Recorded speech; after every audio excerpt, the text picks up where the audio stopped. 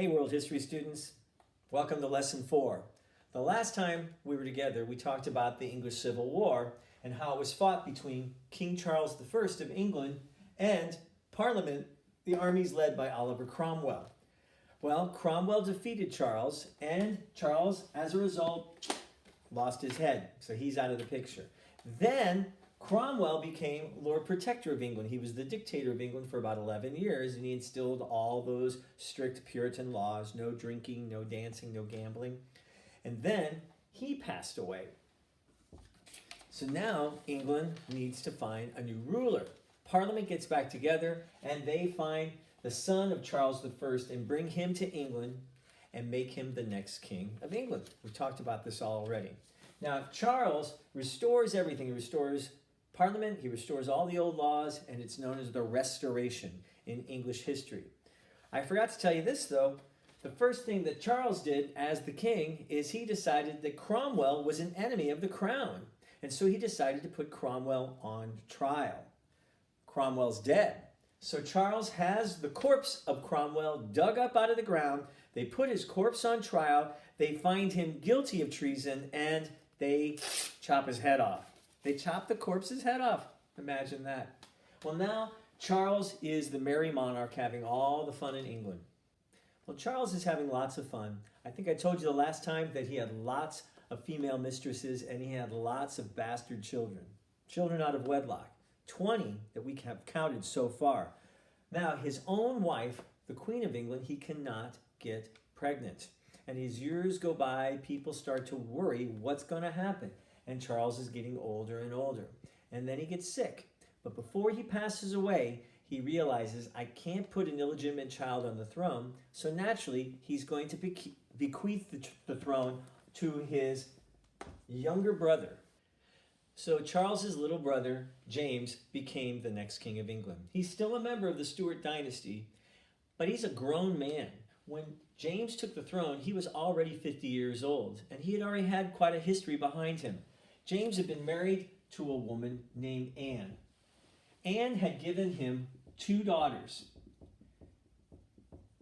and a few other children that didn't live to be very old. They all died young.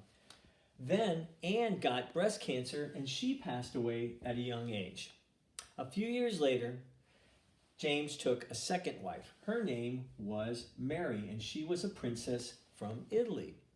Mary at the time was only 15 years old, and James at that time was 40 years old. So it was kind of a child bride wedding. Well, now that James is the new king of England, and he's got a new wife, and she's already having children when she's 18 years old. They have their first child together.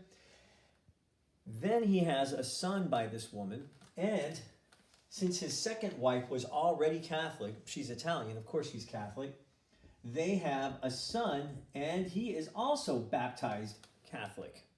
Well, you can imagine the uproar it's going to cause, because James is already making plans at returning England to Catholicism and forgetting about the Church of England.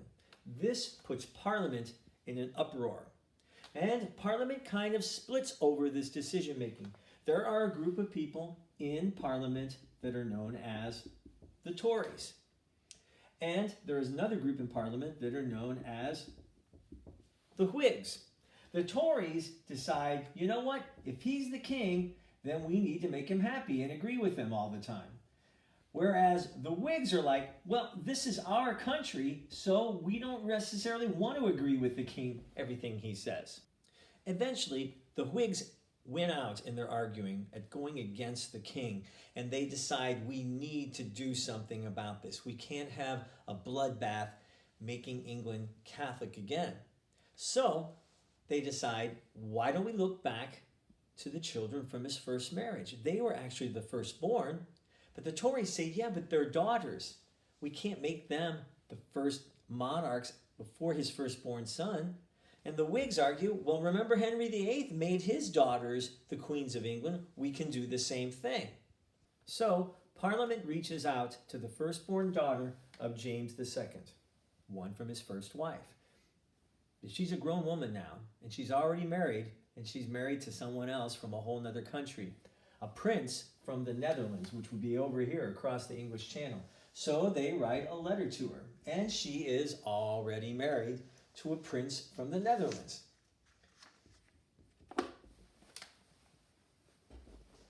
And they say, would you like to come back to England and overthrow your father and become the next Queen of England?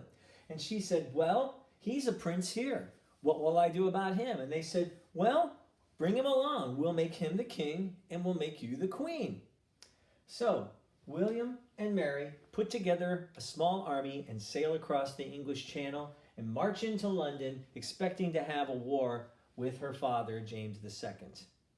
But James gives up the throne without a fight.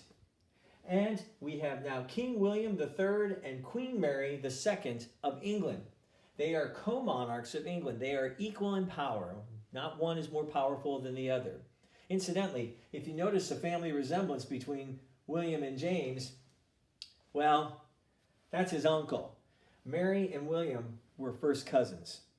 So it was kind of a weird relationship, but they had a marriage. In fact, they had a pretty good marriage. Since no one died in this revolution, it goes down in history in the year 1688, and it's known as the Glorious Revolution. Or sometimes it's referred to as the Bloodless Revolution because nobody got killed. This new dynasty has two names because they had two last names. Mary's last name was Stuart, and William was known as William of Orange because that was his last name, even though they're first cousins. Now, Parliament wasn't going to give something to these two without getting something back. They had some conditions for these two to rule England together. And these are the two conditions. William and Mary had to agree that from now on, there will be no more Catholic monarchs of England. We're not going to go through this mess anymore. So the royal family has to be the Church of England from now on. No more Catholics. The second thing is we have to have certain rights that every English citizen shall always have, and no king or queen can ever take those rights away. So William and Mary adopted the very first Bill of Rights.